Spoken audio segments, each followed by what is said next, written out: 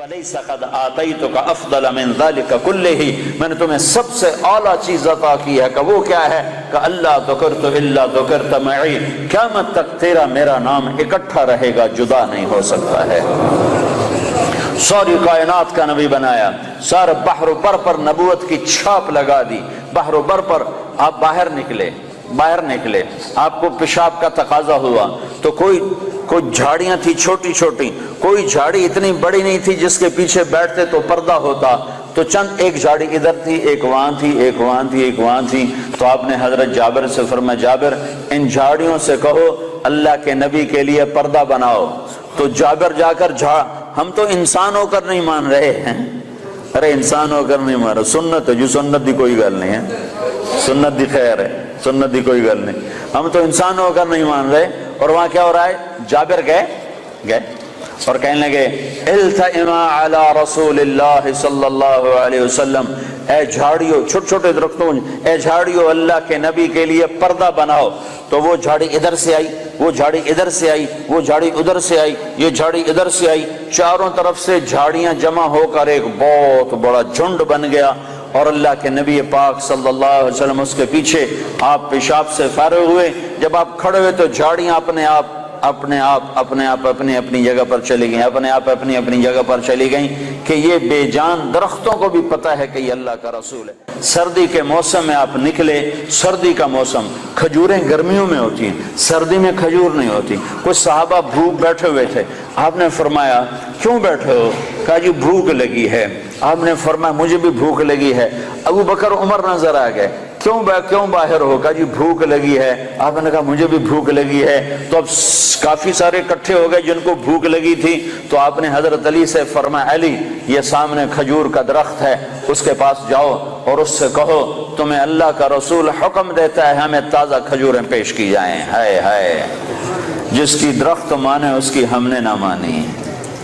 تو حضرت علی گئے، حضرت علی نے آگے یہ نہیں کہا یا رسول اللہ اب تو سردی کا موسم ہے، اب کہاں سے؟ اگر حضرت علی یہ کہتے تو اگلی برکتوں کا دروازہ بند ہو جاتا۔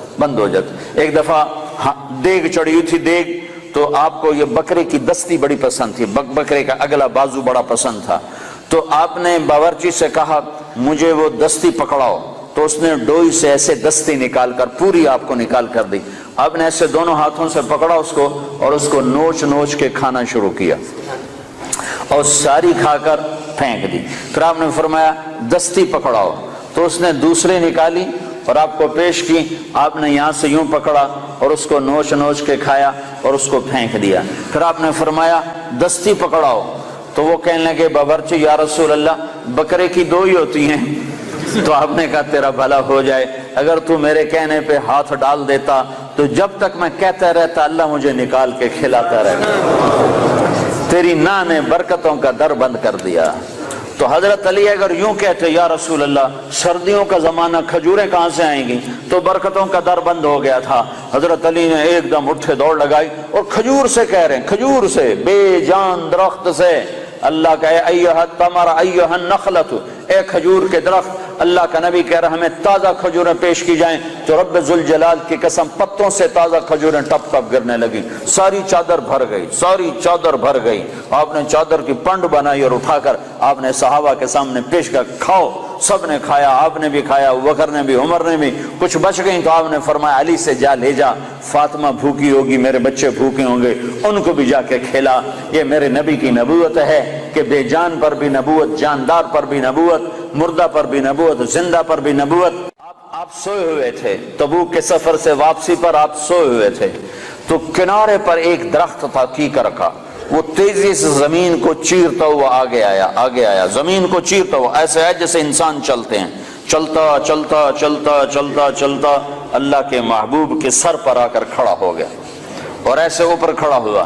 تھوڑی دیر وہ درخت کھڑا رہا، پھر وہاں سے واپس ہوا اور چلتا اپنی جگہ پہ جا کے فکس ہو گیا۔ جب آپ کی آنکھ کھلی تو حضرت انس نے عرض کی یا رسول اللہ وہ جو درخت ہے وہ اس طرح آیا، آپ کے سر پر کھڑا ہوا اور پھر واپس چلا گیا، یہ کیا چکر ہے؟ تو آپ نے درخت کو یوں دیکھا تو آپ نے فرمایا یہ درخت مجھ سے دور تھا، یہ میرا دیدار کرنا چاہتا تھا، تو اس نے اللہ سے درخواست کی یا اللہ تیرے نبی کا دیدار کرنا چاہتا ہوں، تو اللہ نے اس کو اجازت دی، تو وہ وہاں سے چلا اور آیا اور میرا دیدار کر کے واپس گیا۔ یہ میرے نبی کی نبوت ہے بے جان چیزوں پر، بے جان چیزوں پر۔ آپ کی اونٹنی عذبا جب آپ کا انتقال ہوا تو اس نے بیٹھے بیٹھے رونا شروع کیا، اس کے آنسو بہنا شروع ہوئے، اور اس نے چارہ بھی چھوڑ دیا، پانی بھی چھوڑ دیا، اور تڑپ تڑپ کے مر گئی، ایک دانہ نہیں کھایا ہے۔ آپ نے 2 خچروں پہ سواری فرمائی، ایک کا نام ہے دلدل، ایک کا نام ہے فضہ۔ آپ نے چند گھوڑوں پہ سواری فرمائی، ایک کا نام ہے طراز، ایک کا نام ہے لزاز، ایک کا نام ہے لحیف، ایک کا نام ہے مرتجل، ایک کا نام ہے مرتجز، ایک کا نام ہے سجل، ایک کا نام ہے ورد، ایک کا نام ہے سکب، ایک کا نام ہے صبحہ۔ یہ سب گھوڑے ہیں جن پر میرے نبی نے سواری فرمائی۔ یہ میرے محبوب سے، میرے نبی سے، آپ کے نبی سے میرے اللہ نے پیار کیا، عشق کیا، اس کی ہر ادا کو محفوظ کیا۔ تم عمل کرنے کے لیے ڈھونڈنے والے بنو، سرمایہ موجود ہے، سرمایہ موجود ہے۔ آپ کی بکریاں تھیں، 9 بکریاں تھیں آپ کی ملک میں، جن کا دودھ نکالا جاتا تھا، اور رات کو جس گھر میں آپ ہوتے تھے اس گھر میں ایمن ان کو چراتی تھیں، اور وہ آپ کے گھر پہنچا دیا جاتا تھا۔ تو وہ عجوہ اور سقیہ، عجوہ، سقیہ، برکہ، ورثہ، اطلال، اطراف، قمراء، غیفاء، یہ 9 بکریاں تھیں جو اللہ تعالیٰ کے نبی کو اللہ نے عطا فرمائی، ان کے نام ہمارے پاس لکھے پڑے ہیں۔ اور اس میں آپ کی بکری قمراء آپ کی زندگی میں مر گئی تھی، اور ایک 10واں بکرا تھا، اس کا نام تھا یمن۔ تو میرے نبی کی تو بکریوں کے بھی نام لکھے ہوئے ہیں۔ تم سنتوں کو ڈھونڈو تو تمہیں ملیں، زندگی کے ہر طریقے میں میرے نبی کی سنت موجود ہے، نقل اتار لو، اپنے نبی کی نقل اتار لو، اللہ کے واسطے نقل اتار لو۔ آپ نے اونٹ پہ سواری فرمائی، اس کا نام ہے عسکر۔ آپ نے چند اونٹنیوں پہ سواری فرمائی، ایک کا نام عذبا، ایک کا نام شہبا، ایک کا نام جدعا، ایک کا نام قصوا۔ 4 اونٹنیوں پہ سوار ہوئے۔ حج کے موقع پر کون سی اونٹنی پہ سوار تھے؟ قصوا پہ سوار تھے۔ آخری خطبہ کس اونٹنی پہ سوار ہو کر دیا؟ قصوا پہ سوار ہو کر دیا۔ 11 تاریخ کا خطبہ کس اونٹنی پہ سوار ہو کے دیا؟ جدعا پہ سوار ہو کے دیا۔ اس حد تک تفصیل میرے رب نے لکھوا دی۔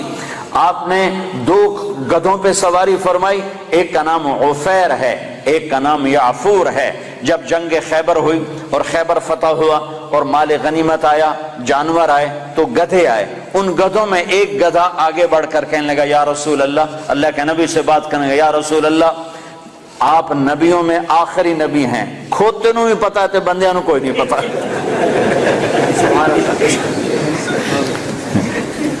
یا رسول اللہ، آپ نبیوں میں آخری نبی ہیں، آپ کے بعد کوئی نبی نہیں، اور میں اپنی نسل میں آخری ہوں، میرے باپ دادے پردادے پر نبیوں نے سواری کی، آپ مجھے اپنے غلامی میں لے لیں، اپنے حصے میں لے لیں۔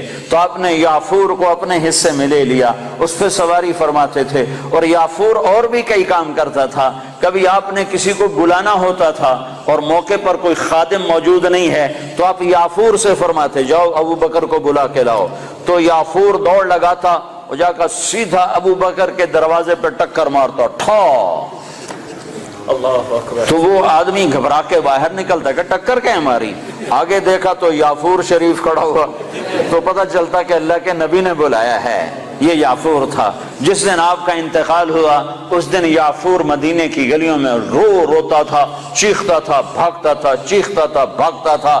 آخر اسے صبر نہیں آیا اور ایک کنویں میں چھلانگ لگا کے مر گیا کہ اب نبی کے بعد میرا جینا بھی حرام ہے۔ اپنی زندگی کو حضرت محمد صلی اللہ علیہ وسلم کے طریقوں میں ڈھالو۔ یہ تبلیغ ان طریقوں کو سیکھنے کی محنت ہے، یہ تبلیغ ان طریقوں پر جان دینے کی محنت ہے کہ اللہ کے نبی پاک صلی اللہ تعالی علیہ وسلم، یا ابا سفیان جئتکم بکرامت الدنیا والآخرہ، ابو سفیان میں تمہارے پاس دنیا اور آخرت کی عزت لے کر آیا ہوں، دنیا اور آخرت کی کرامت لے کر آیا ہوں۔ اس کو بھائیو، آج تک جو اس میں کمی ہوئی، کوتاہی ہوئی، اس پر اللہ سے معافی مانگ لو، توبہ کر لو، اللہ کے دربار میں جھک جاؤ، اور آج کے بعد وہ کرو جو اللہ چاہتا ہے، جو اللہ کا نبی چاہتا ہے، جو اللہ کا رسول چاہتا ہے۔ اللہ کا نبی ہمارے لیے بہترین شفیع ہے۔ آپ کے بغیر جنت کا در نہیں کھل سکتا، جنت کا دروازہ نہیں کھل سکتا، حساب کتاب شروع نہیں ہو سکتا، آپ کے بغیر مقام محمود نہیں سج سکتا۔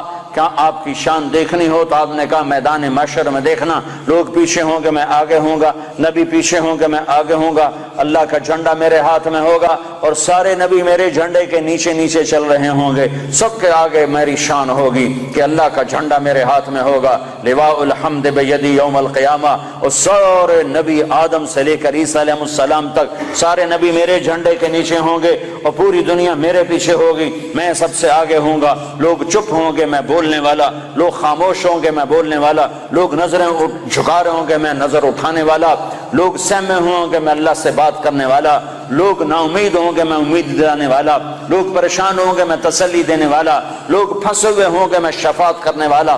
مقام محمود میرے لیے سجایا جا رہا ہے، جنت کے 1000 خدام میرے لیے لائے جا رہے ہیں جو میرے چاروں طرف گھیرا باندھ کے کھڑے ہوں گے، اور جنت کی چابی میرے ہاتھ میں ہوگی، میرے بغیر جنت کا در کھل نہیں سکتا، میرے بغیر کوئی جنت میں جا نہیں سکتا۔ ایک دفعہ عیسیٰ علیہ السلام نے کہا یا اللہ مجھے وہ سلسبیل کا پانی تو پلا، سلسبیل کا پانی تو پلا، تو اللہ تعالیٰ نے فرمایا عیسیٰ جب تک میرا آخری نبی نہ پی لے سارے نبیوں پر وہ پانی حرام ہے، میرا نبی بسم اللہ کرے گا تو باقیوں کو دوں گا، جب تک وہ نہ ہے۔ حبیب اللہ، واہ واہ، حبیب، نبی ہے نبی، رسول ہے رسول، محمد الرسول اللہ۔ والضحى واللیل اذا سجا ما ودعک ربک وما قلی، کیا خوبصورت کلام ہے، کیا خوبصورت انداز ہے، کس انداز میں یہ کلام اترا ہے میرے محبوب صلی اللہ تعالی علیہ وسلم کہ اللہ چہرے کی قسم اٹھا رہا، والضحى، اے میرے حبیب